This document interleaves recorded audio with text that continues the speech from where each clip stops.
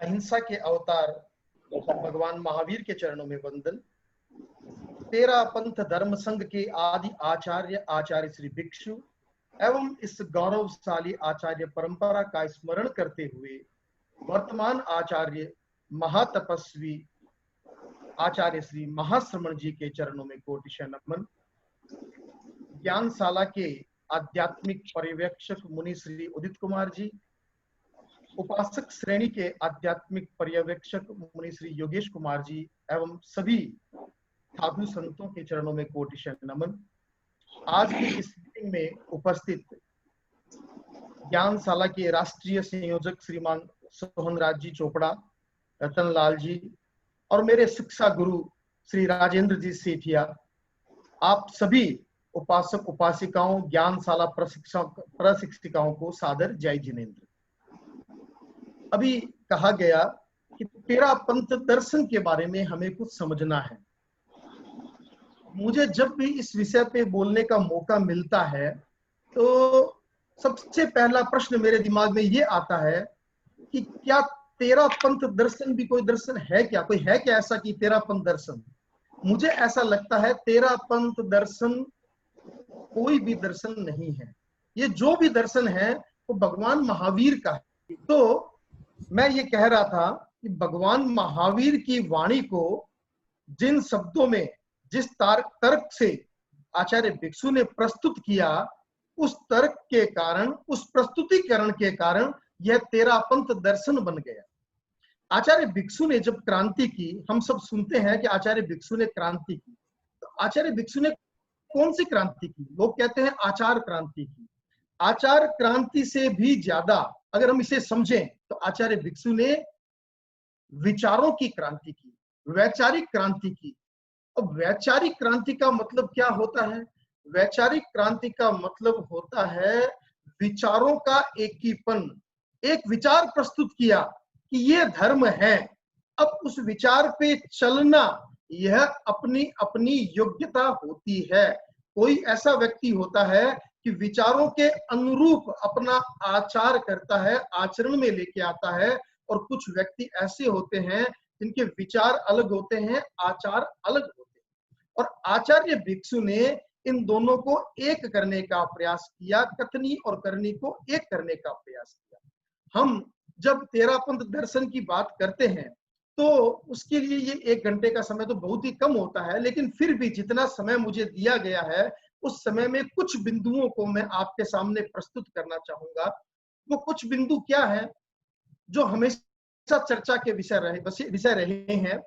दान और दया, मूर्ति पूजा, साध्य और साधन, लौकिक और लोकोत्तर। ये कुछ ऐसे बिंदु हैं जिन्हें हमें समझना चाहिए, और अगर हमें इन्हें समझ लेते हैं तो ही हम आगे लोगों को, या आप ज्ञानशाला प्रशिक्षिकाएं हैं तो बच्चों को बता पाएंगी। अब दान और दया, सबसे पहला बिंदु हम लेते हैं, दान और दया। दान किसे कहते हैं? दान की छोटी सी परिभाषा जो सामान्यतः चलती है, सामान्य रूप में जो परिभाषा चलती है वो है स्वपरोपकारार्थ वितरण दानम। स्वपरोपकारार्थ वितरण दानम यानी स्वयं के और दूसरों के परोपकार के लिए जो वितरण किया जाता है वो दान होता है। यानी अपने उपकार के लिए और दूसरों के उपकार के लिए जो दिया जाता है उसे दान कहते हैं। मुख्यतः दान का मतलब होता है देना, देने को हम दान कहते हैं। जो हमारा सामुदायिक जीवन है, सामाजिक जीवन है, उस जीवन में दान का बड़ा महत्व है। कुछ लोग इस समाज में सक्षम होते हैं और कुछ लोग अक्षम होते हैं। ये अक्षम और सक्षम हर समाज में पाए जाते हैं। अब उस सामुदायिक जीवन को सद्भावना के साथ जीने के लिए, सौहार्दमय वातावरण में जीने के लिए सक्षम व्यक्ति अक्षम व्यक्ति को कुछ देते हैं और उस देने को हम दान कहते हैं। तो सामाजिक जीवन में दान की अपनी महत्ता है। जिस प्रकार से सामाजिक जीवन में दान की महत्ता है, उसी प्रकार से आध्यात्मिक जीवन में भी दान की महत्ता है।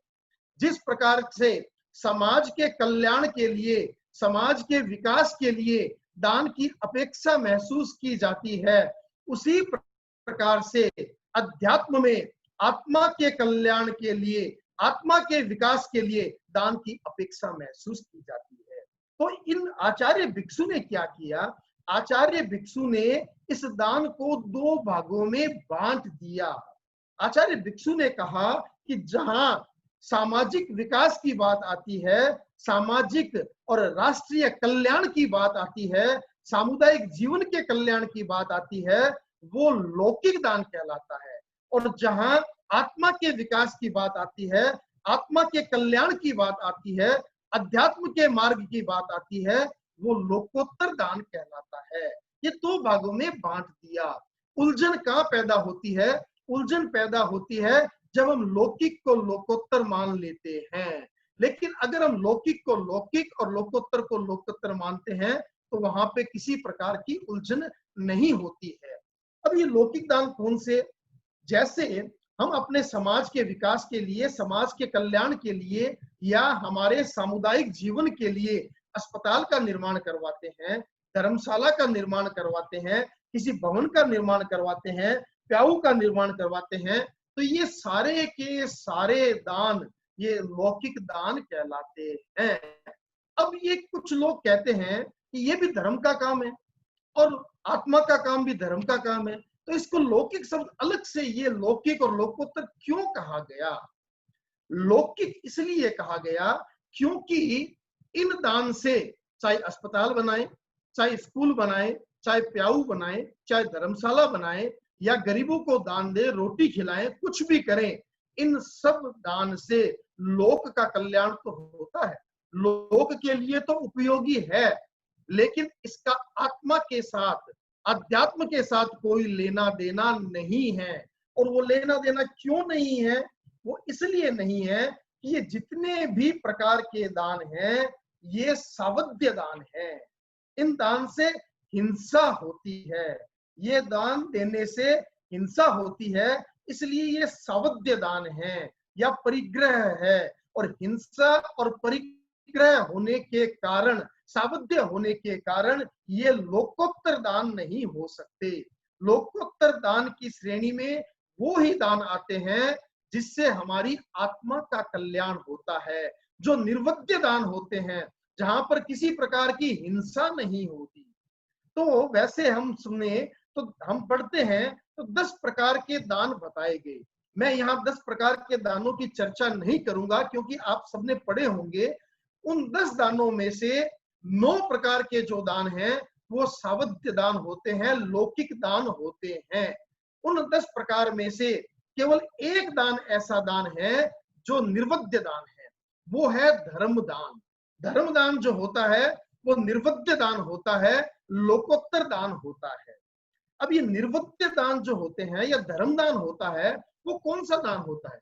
धर्म में कौन सा दान दिया जाता है?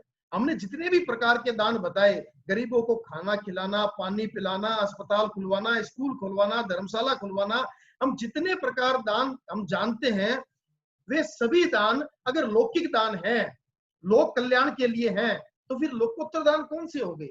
तो लोकोत्तर दान भी 3 प्रकार के बताए गए हैं।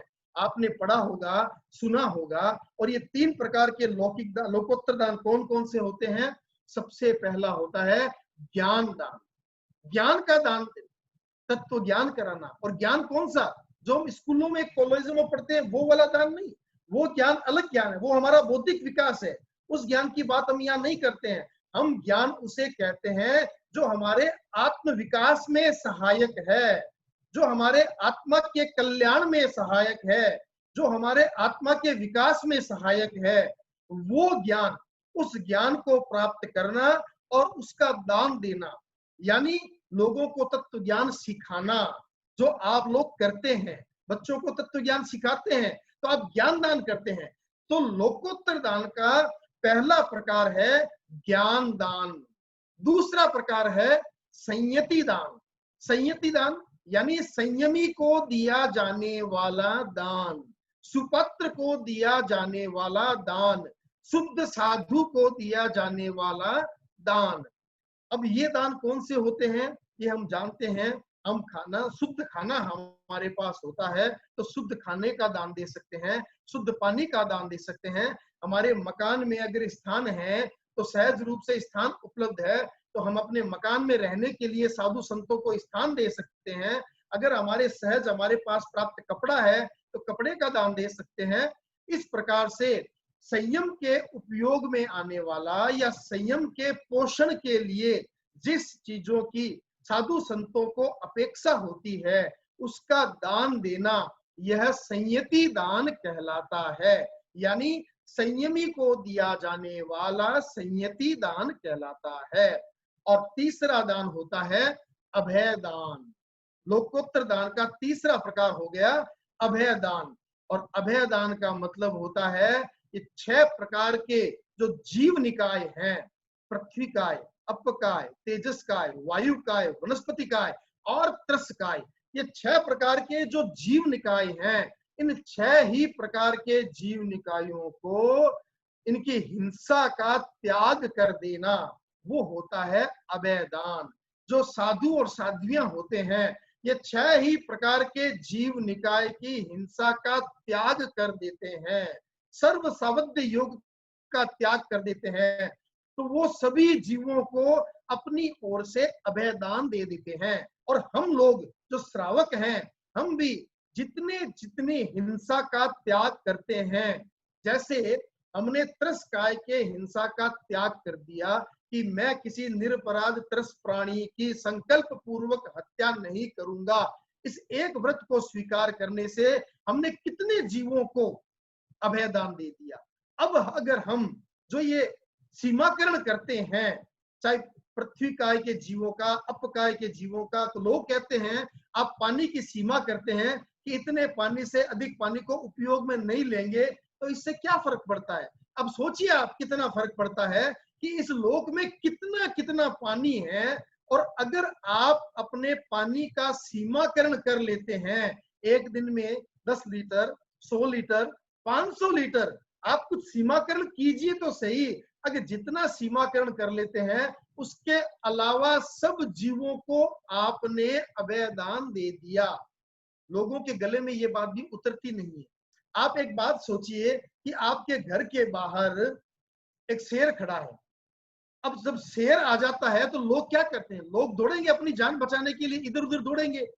अब अगर वो शेर वहां पे खड़ा होकर के एक घोषणा कर दे कि अगर कोई व्यक्ति इस कॉलोनी के अंदर अंदर घूमेगा तो मैं उसको नहीं खाऊंगा, लेकिन जो इस कॉलोनी के बाहर निकलेगा तो मैं उसको खा जाऊंगा, तो अब आपको उस शेर से डर लगेगा क्या? नहीं लगेगा। क्यों नहीं लगेगा? कि हम तो अपने घर के बाहर घूम रहे हैं और घर के बाहर हमारे शेर ने कहा हुआ है कि मैं आपको खाऊंगा नहीं, तो आपको अभय दान मिल गया। उसी प्रकार से अगर हम ये सीमाकरण कर देते हैं कि मैं अपने लुधियाना के बाहर, या आप दिल्ली रहते हैं तो दिल्ली के बाहर जितना पानी है उस पानी के उपयोग का त्याग करता हूं, या उस पानी के जीवों की हिंसा का त्याग करता हूं, तो आप सोचिए कितने जीवों को आपने अभय दान दे दिया। आप ऐसा ना समझें कि उन जीवों को क्या पता लगेगा कि हमने उनको अभय दान दिया है, सबको पता लगता है। हमारे जो वाइब्रेशंस होते हैं वो वाइब्रेशंस लोग पूरे लोक में फैल सकते हैं। आप सोचिए कि आज हम ये मीटिंग कर रहे हैं, आप कहाँ बैठे हैं, मैं कहाँ बैठा हूँ, सोमराज जी कहाँ बैठे हैं, रतनलाल जी कहाँ बैठे हैं, और ये सिर्फ किससे हो रहा है? सिर्फ वाइब्रेशन से हो रहा है। कोई तार नहीं जुड़ा हुआ है हमारे बीच में, सिर्फ वाइब्रेशन से हम एक दूसरे के चेहरे देख पा रहे हैं, एक दूसरे की आवाज सुन पा रहे हैं। तो हमारे जो वाइब्रेशंस होते हैं वो वाइब्रेशंस प्रत्येक जीव तक पहुंच सकते हैं। कहने का भाव ये है कि अगर हम यह हिंसा का त्याग करते हैं तो हम जीवों को अभय दान देते हैं। तो ये 3 प्रकार के आपको दान बताए, ज्ञान दान, संयति दान, अभय दान। ये 3 दान लोकोत्तर दान है, और इन 3 दान के अलावा जितने भी दान हैं वे सारे लौकिक दान हैं। लौकिक दान के साथ हिंसा जुड़ी हुई होती है, वो सावध्य होता है, इसलिए उसे लौकिक कहते हैं। लोक कल्याण में वो सहायक है, लेकिन आत्मा के विकास में वो सहायक नहीं हो सकता। तो आचार्य भिक्षु ने ये भेद रेखा खींच दी कि लौकिक दान अलग है और लोकोत्तर दान अलग है। अब इसमें समझने वाली क्या बात है? लोग कहते हैं हमें समझना है, आपको समझ में आया हुआ है। अब समझ में आया हुआ है तो हमारा सम्यक्त सुरक्षित कब रह सकता है? हमारा सम्यक्त सुरक्षित तभी रह सकता है जब हम लौकिक को लौकिक समझे और लोकोत्तर को लोकोत्तर समझे। जब हम दोनों को मिला देते हैं तो वहां हम अपने सम्यक्त को खो देते हैं। हमें मिलाना नहीं है। इसका अर्थ यह कदापि नहीं है कि आप लौकिक दान न दें, आप भवन ना बनाएं, आप स्कूल ना बनवाएं, यह इसका मतलब नहीं है। लेकिन आप स्कूल बनवा के, तेरापंथ भवन बनवा के, गरीबों को खाना खिला के यह ना सोचे कि मैंने बहुत बड़ा धर्म का काम कर दिया, मेरा आत्मा का कल्याण हो गया, या मोक्ष मार्ग में मैं एक कदम आगे बढ़ गया। बिल्कुल भी नहीं बढ़े। मोक्ष मार्ग में तो आप एक कदम पीछे ही हुए हैं, क्योंकि यह जो दान आपने किया है वो लोक में तो कल्याणकारी है, लेकिन वो पाप का काम है, सवध्य का काम है। तो अध्यात्म के मार्ग पे हम आगे नहीं बढ़ पाते हैं। लोक कल्याणकारी काम हमें करना पड़ता है और करना भी चाहिए। क्यों करना चाहिए? क्योंकि हम भी समाज के एक पार्ट हैं, समाज का एक हिस्सा है। तो समाज का कल्याण, समाज का विकास हमारा कर्तव्य है, हमारा दायित्व है। तो उस कर्तव्य का निर्वहन करें, लेकिन उसको सिर्फ कर्तव्य समझ के करें, उसको आध्यात्मिक धर्म समझ के ना करें।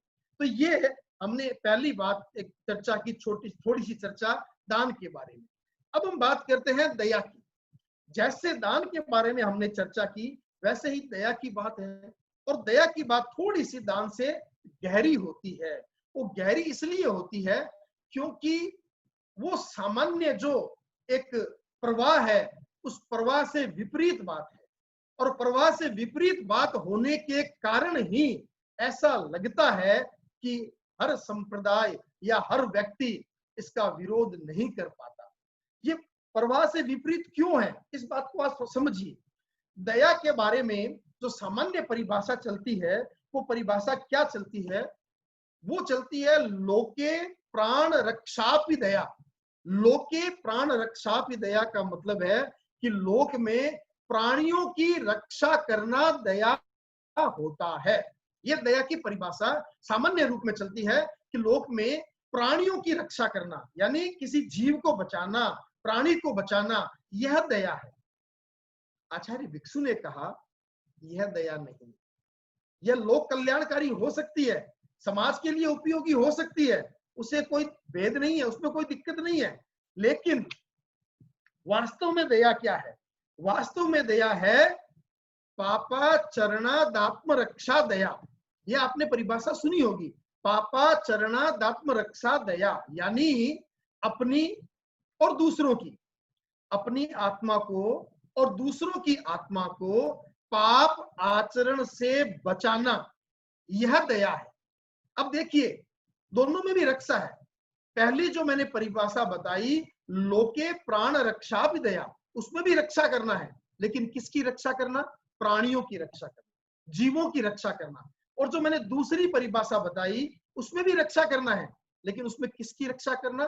पापा चरणादात्म रक्षा, यानी अपनी आत्मा को और दूसरों की आत्मा को पाप आचरण से बचाना। तो ये दो बातें हो गई।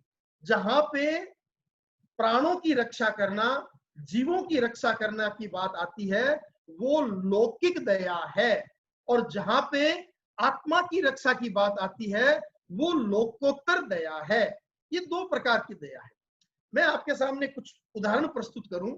आप घर से निकले और थोड़ी दूर गए, और जाते जाते आपने देखा कि सड़क के किनारे एक व्यक्ति बैठा है, इस गर्मी में, इस तपती गर्मी में बैठा है और बड़ा करा रहा है, और वो आपसे निवेदन कर रहा है कि भाई साहब, बड़ी तेज प्यास लगी है, भूख लगी है, आप मुझे अगर थोड़ा सा खाना खिला दें या पानी पिला दें तो आपकी बड़ी दया होगी। आपको उसके ऊपर करुणा आ गई, अनुकंपा आ गई। दया का मतलब करुणा करना, अनुकंपा करना। आपको दया आ गई, करुणा आ गई।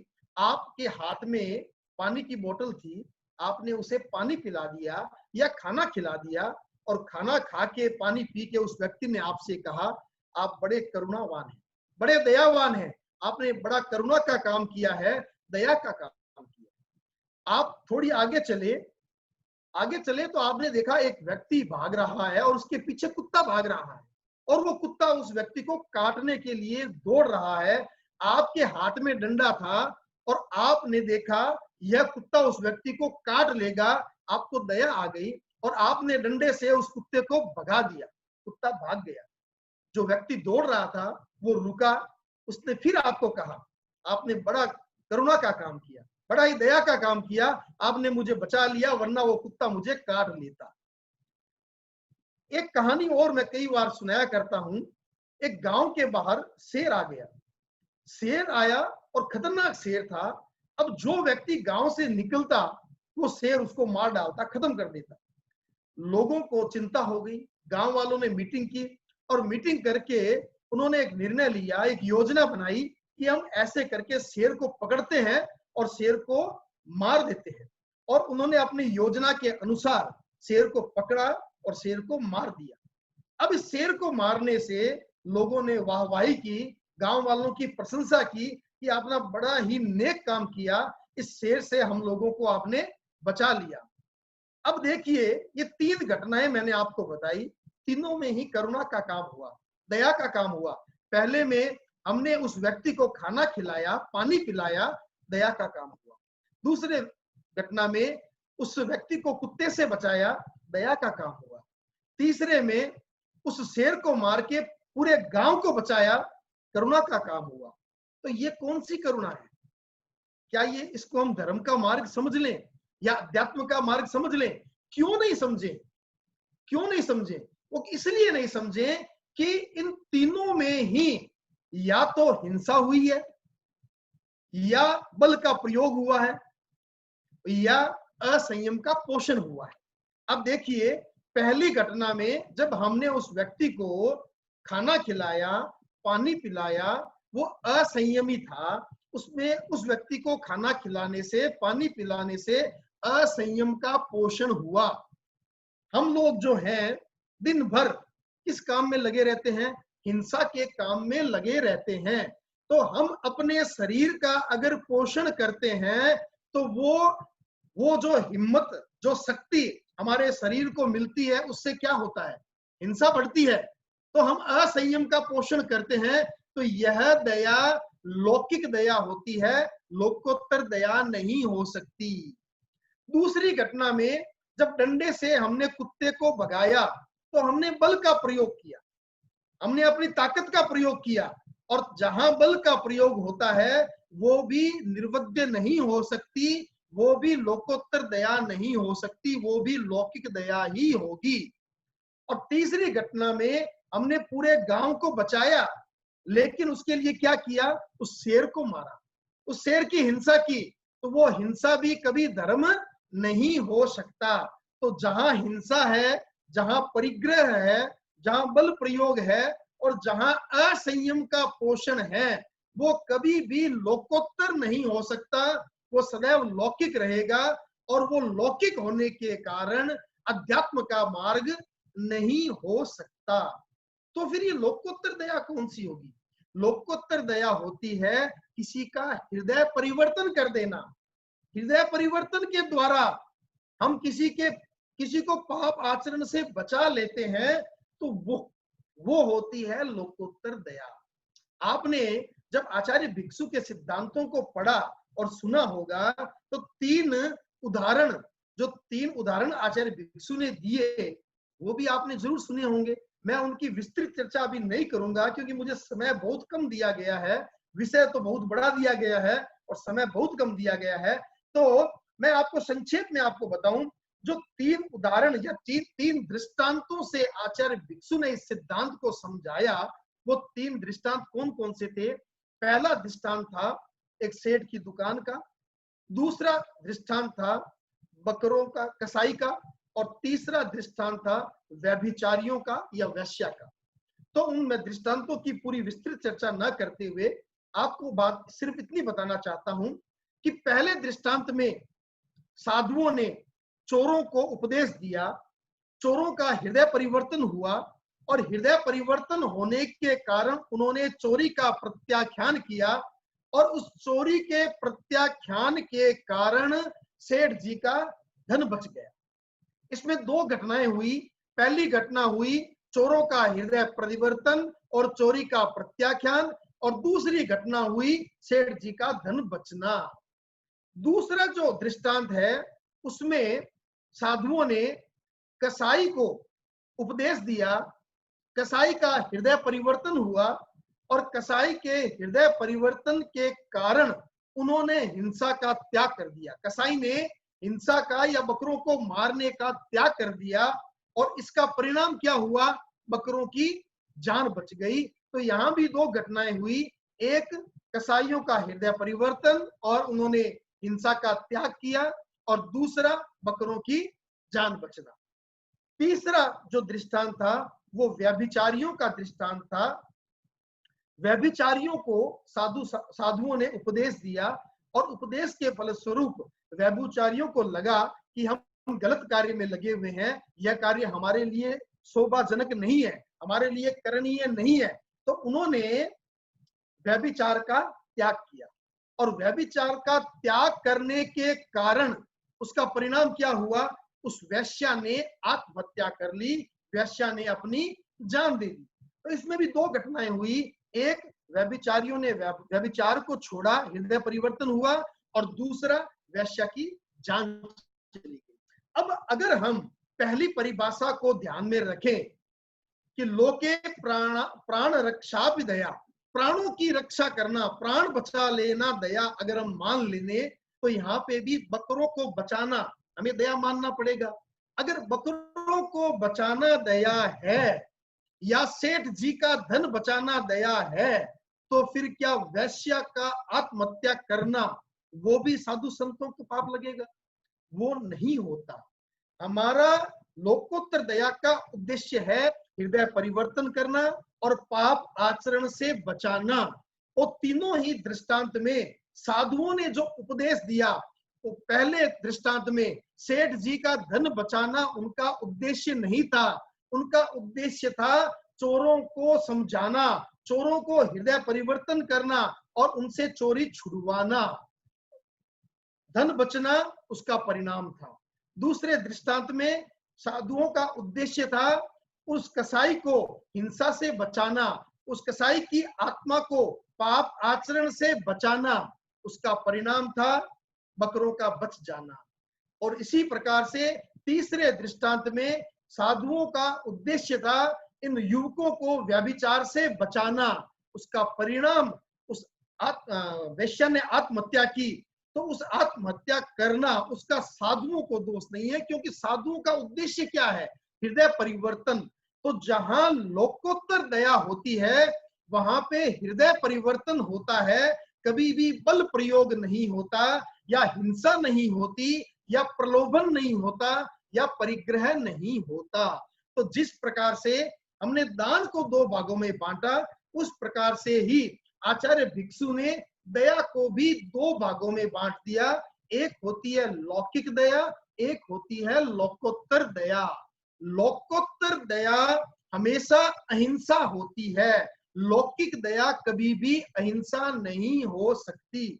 लौकिक दया दया तो हो सकती है लेकिन अहिंसा नहीं हो सकती, जबकि लोकोत्तर दया सदैव अहिंसा होती है, क्योंकि लोकोत्तर दया निर्बद्ध होती है, और निर्बद्ध होने के कारण वो हमेशा अहिंसा होती है। तो इस प्रकार से मैंने दान और दया के बारे में थोड़ी सी चर्चा की, और आचार्य भिक्षु का बड़ा ही ये जो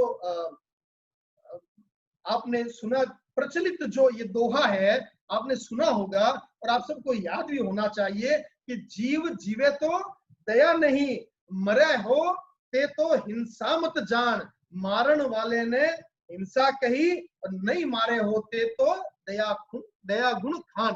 यानी प्राणी बचे या न बचे वो उसके आयुष्य का फल है। हमारा उद्देश्य किसी जीव को बचाना या प्राणी को बचाना नहीं होना चाहिए, हमारा उद्देश्य अपनी आत्मा को बचाना होना चाहिए। हमारी आत्मा पाप आचरण से बचे, यह हमारा उद्देश्य होना चाहिए। तो ये दान और दया, उसको दोनों को दो दो भागों में बांटा, लौकिक और लोकोत्तर। मुझे ऐसा लगता है आपको जरूर समझ में आया होगा। अगर कहीं पर भी आपको समझ में न आया हो तो आप मुझे व्यक्तिगत नंबर पे कुछ व्हाट्सएप या कुछ फोन कर सकते हैं, तो मैं आपको और विस्तृत रूप में बता पाऊंगा। तो अब ये दान दया के विषय को हम आगे इसको छोड़ के आगे चलते हैं, दूसरे विषय को लेते हैं। और दूसरा विषय मैं ले रहा हूं तेरा पंथ और मूर्ति पूजा। हम तेरा पंथ धर्म संघ में ऐसा सुनते आए हैं या लोग ऐसा कहते हैं कि ये तेरा पंथ वाले मूर्ति का विरोध करते हैं, मूर्ति पूजा का विरोध करते हैं, मंदिरों का विरोध करते हैं। ये बातें कई बार सुनने को ऐसे मिलती है, लेकिन वास्तविकता क्या है इस बात को हम समझे। सबसे पहले तो हम ये समझे कि ये पूजा क्या होती है। हमने पूजा के बारे में इतना सुना कि पूजा होती क्या है। पूजा का मतलब होता है स्वागत करना या अभ्यर्थना करना, किसी की अभ्यर्थना करना, किसी का स्वागत करना, यह पूजा का सामान्य अर्थ है। लेकिन हम जब जैन धर्म की बात करते हैं तो जैन धर्म में हम सुनते हैं कि जैन धर्म अनादि है। लेकिन हमारे इस अवसर्पिणी काल में और अभी इस आरे में अभी हमारा जो जैन धर्म का जो प्रारंभ हुआ है वो किसने किया? भगवान महावीर ने किया। और भगवान महावीर ने जो प्रवचन किया और जो उपदेश दिया वो कौन से धर्म का उपदेश दिया? चारित्र धर्म का उपदेश दिया। भगवान महावीर चारित्र धर्म के प्रधान प्रवक्ता थे।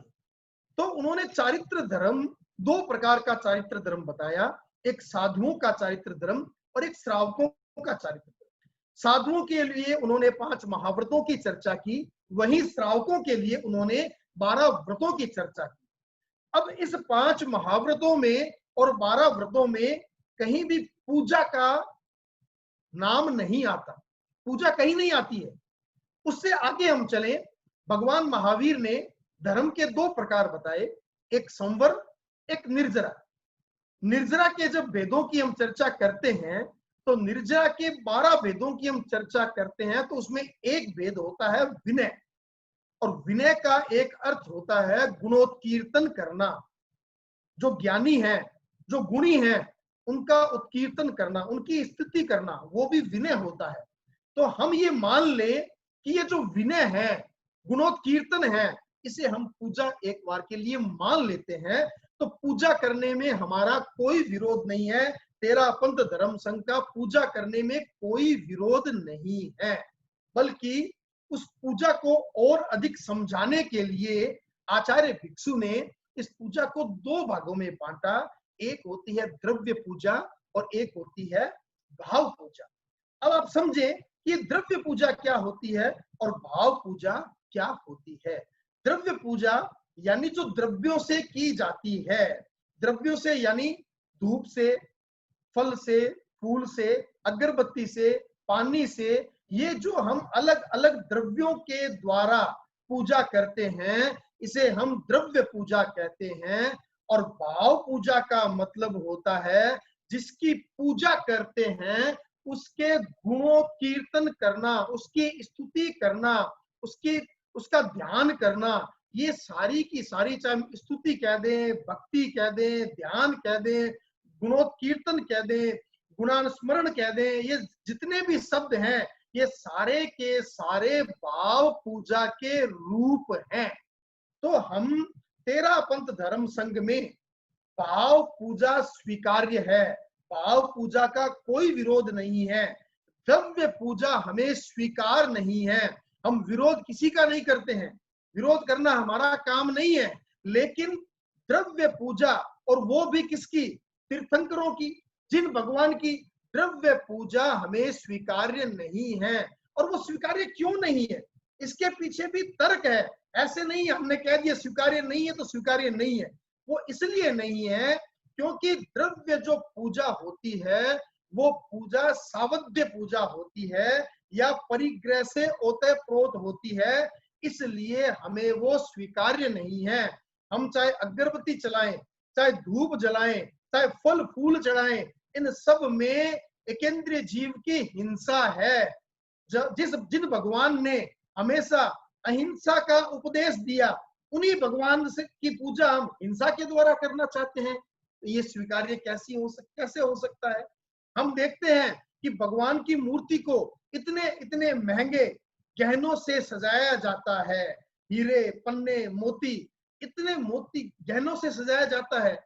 जिन भगवान ने सदैव अपरिग्रह का उपदेश दिया, उन्हें हम परिग्रह से लाद रहे हैं, तो ये स्वीकार्य कैसे हो सकता है? आचार्य तुलसी एक बार उदयपुर पधारे, तो उदयपुर में वहां केसरिया जी का मंदिर, वो केसरिया जी के मंदिर में गुरुदेव पधारे, तो गुरुदेव ने पूरे मंदिर का निरीक्षण किया, और जब बाहर निकलने लगे तो वहां के लोगों ने कहा, गुरुदेव आपने अभी तो भंडार तो देखा ही नहीं, भंडार देखे बिना आप ना जाए, भंडार जरूर देखे। तो गुरुदेव ने कहा, भाई भंडार, मंदिर में भंडार का क्या काम? कि नहीं नहीं, भंडार आप पधारे। तो गुरुदेव पधारे। अब गुरुदेव भंडार में पधारे तो गुरुदेव ने देखा तो वहां पे हीरे, पन्ने, माणक, मोती से जड़े हुए भगवान की मूर्ति को पहनाने के लिए आंगी, मुकुट, कितने कितने आभूषण वहां पे रखे हुए थे। गुरुदेव देख के बड़े अचंभित हुए, और जब भंडार से बाहर निकले तो वहां देखा एक द्वारपाल खड़ा था जिसके हाथ में तलवार थी। तो गुरुदेव ने पूछा, भाई ये तलवार लेके क्यों खड़ा है? तो लोगों ने कहा कि भाई इस भंडार की रक्षा करने के लिए। तो गुरुदेव ने फरमाया कि देखिए, जिन भगवान ने हमें अपरिग्रह का संदेश दिया, अहिंसा का संदेश दिया, उनके लिए हमने इतना परिग्रह कर रखा है, और उस परिग्रह की रक्षा करने के लिए तलवार हाथ में लेके द्वारपाल खड़ा कर रखा है, तो ये स्वीकार्य कैसे हो सकता है? हमें भाव पूजा स्वीकार्य है, द्रव्य पूजा स्वीकार्य सिर्फ इसलिए नहीं है क्योंकि वो सावध्य होती है और हमारे भगवान की वाणी के विपरीत है, इसलिए वो हमें स्वीकार्य नहीं है। इससे हम आगे चलें कि हम ये द्रव्य पूजा भी करें तो किसकी करें? तो शब्द आया प्रतिमा पूजा, मूर्ति पूजा।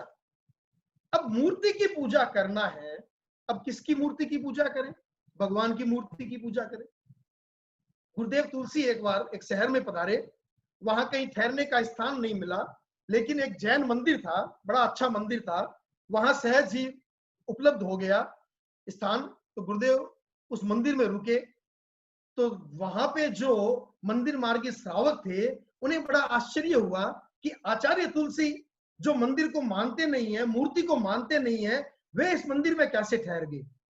तो बड़े विनम्रता के साथ उन्होंने गुरुदेव के दर्शन किए, और गुरुदेव के दर्शन करके गुरुदेव से प्रश्न किया कि गुरुदेव, बड़ी विनम्रता पूर्वक हम आपसे एक प्रश्न करना चाहते हैं, आप मंदिर को मानते नहीं है, मूर्ति को मानते नहीं है, पूजा को मानते नहीं है, फिर आप मंदिर में कैसे ठहरे?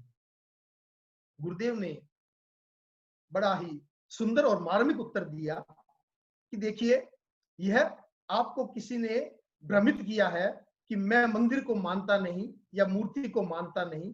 मैं मंदिर को भी मानता हूं, मूर्ति को भी मानता हूं, पूजा को भी मानता हूं, सबको मानता हूं, लेकिन जो जैसा है उसको वैसा ही मानता हूं। ये मूर्ति है, ये भगवान महावीर की मूर्ति है, मुझे इस मानने में कोई संकोच नहीं है, लेकिन मैं इसे भगवान कैसे मान लूं? भगवान महावीर की मूर्ति है, लेकिन भगवान महावीर है, ये कैसे मान लूं? अगर मैं इस मूर्ति को भगवान महावीर की मूर्ति नहीं मानता हूं या मूर्ति को मूर्ति नहीं मानता हूं, तो मेरा मिथ्यात्व आ जाता है। और उसी प्रकार से अगर मैं इस मूर्ति को भगवान मान लेता हूं तो भी मेरा मिथ्यात्व आ जाता है। तो गुरुदेव ने उनको समझाया कि मंदिर को मंदिर मानना, मूर्ति को मूर्ति मानना, उसमें कहीं भी कोई हमारा विरोध नहीं है, लेकिन मूर्ति को भगवान मान लेना, यहां हमारा विरोध है। ये हमें स्वीकार्य नहीं है कि हम इस मूर्ति को भगवान माने। तो अब लोग कहते हैं कि चलो हमने मान लिया कि ये जो मूर्ति है ये भगवान नहीं है, तो आचार्य तुलसी ने कहा कि मैं इसे स्थापना भगवान मान लेता हूं। तो लोगों ने कहा, भाई स्थापना भगवान क्या होता है? तो गुरुदेव ने समझाया, देखिए, जो ये गुरु होते हैं, हमारे आचार्य होते हैं, ये अपनी छोटी छोटी बातों से कितनी कितनी शिक्षाएं फरमा देते। तो जब स्थापना भगवान की बात हुई तो उनके मन में एक ऊहापोह हुआ कि स्थापना भगवान क्या होता है। तब गुरुदेव ने कहा कि हमारे जैन धर्म में किसी तथ्य को, किसी बात को समझने के लिए हम निक्षेपों को काम लेते हैं। तो निक्षेप नई बात आ गई कि निक्षेप क्या होता है। तो निक्षेप का अभी मैं ज्यादा चर्चा नहीं करूंगा, सिर्फ इतना बता देता हूं कि किसी शब्द में किसी एक विशेष अर्थ को आरोपित कर देना निक्षेप कहलाता है। और कम से कम 4 प्रकार के निक्षेप हम काम में लेते हैं, और वो होते हैं नाम निक्षेप, स्थापना निक्षेप, द्रव्य निक्षेप और भाव निक्षेप। ये बात थोड़ी गहरी है और आप गहरे लोग हैं, ज्ञानशाला प्रशिक्षक हैं, इसलिए आपके सामने गहरी बात कर रहा हूं, वरना हर कोई नहीं समझ पाएगा। तो आप इसको समझिए जरूर कि नाम निक्षेप का मतलब क्या हुआ। नाम निक्षेप का मतलब हुआ एक किसी व्यक्ति के नाम में वो अर्थ आरोपित कर देना। जैसे किसी बच्चा हुआ और बच्चे का नामकरण किया गया, उसका नाम रख दिया महावीर। अब उस बच्चे का कोई नाम नहीं था, आज उसका नाम रख दिया महावीर। अब ये बच्चा किस नाम से जाना जाएगा? महावीर के नाम से जाना जाएगा। कोई मूर्ति बनाई, भगवान महावीर के जो मिलती जुलती उनकी प्रतिमा की, उनकी मूर्ति बनाई, तो उनकी मूर्ति बनाई, तो ये मूर्ति किसकी? ये महावीर की मूर्ति। ये क्या हो गया? ये स्थापना महावीर हो गई। द्रव्य निक्षेप, द्रव्य निक्षेप का मतलब जब तीर्थंकर जो होते हैं, जब तक तीर्थंकर नहीं बनते, जब तक वे द्रव्य रूप में होते हैं, तब तक वे द्रव्य जिन कहलाते हैं। तो भगवान महावीर भी जब तक तीर्थंकर नहीं बने, तब तक वे द्रव्य महावीर थे। और जैसे ही वो तीर्थंकर बन गए, कैवल्य की प्राप्ति हो गई, वे भाव महावीर हो गए। अब आप समझें कि इसमें सबसे पहला तो नाम निक्षेप। अब किसी का महावीर नाम है, तो क्या महावीर नाम होने से वो पूजनीय हो गया? कभी महावीर नाम होने से पूजनीय नहीं होता। तो जिस प्रकार से केवल महावीर नाम होने से पूजनीय नहीं हो सकता, उसी प्रकार से केवल महावीर की मूर्ति होने से वो पूजनीय नहीं हो सकती। पूजनीय कौन होगा? पूजनीय भाव महावीर हो सकते हैं।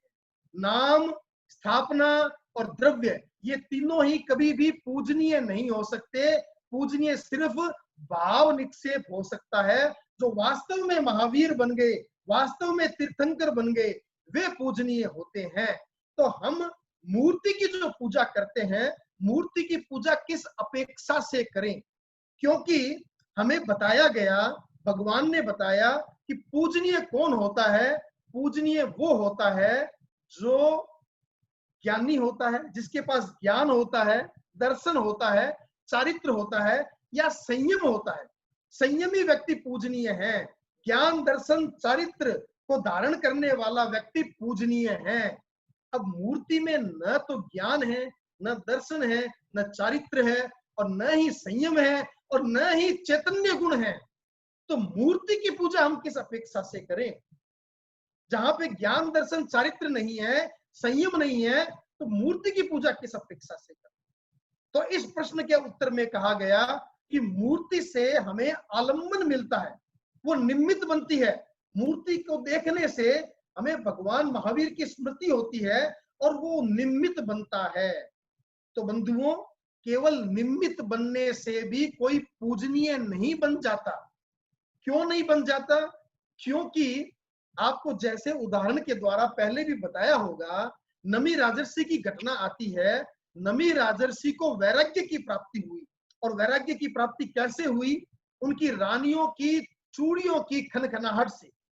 रानियों की चूड़ियों की आवाज आ रही थी, वो चंदन घिस रही थी, तो नमी राजर्षि को वो चूड़ियों की आवाज सहन नहीं हो रही थी।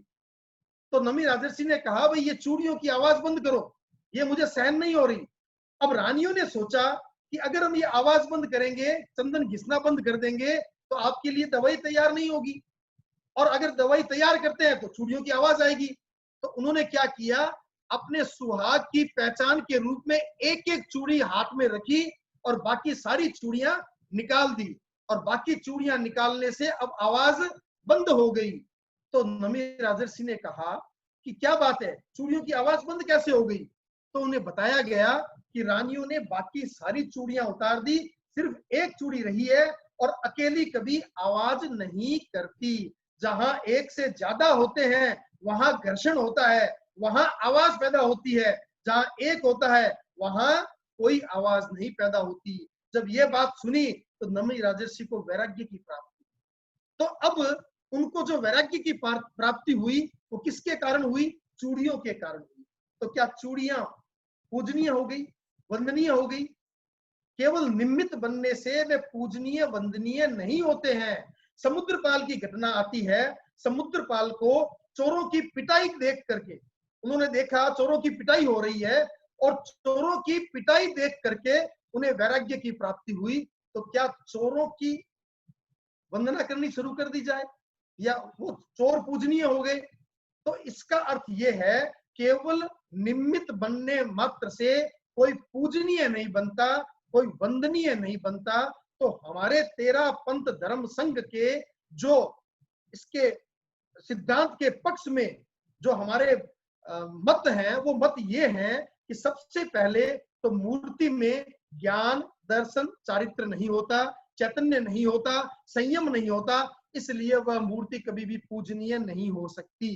जब इस बात का उत्तर हमें देते हैं कि निमित्त बनने के कारण, तो निमित्त बनने से या आलंबन बनने मात्र से भी कोई पूजनीय नहीं होता, इसका भी हमने प्रमाण दे दिया। अब बात आती है, जब ये बातें सबको कहते हैं तो लोग ऐसा कहते हैं, फिर आप सिरियारी क्यों जाते हैं? फिर आप गंगासेर क्यों जाते हैं? फिर आपके घर में गुरुओं की फोटोएं क्यों हैं?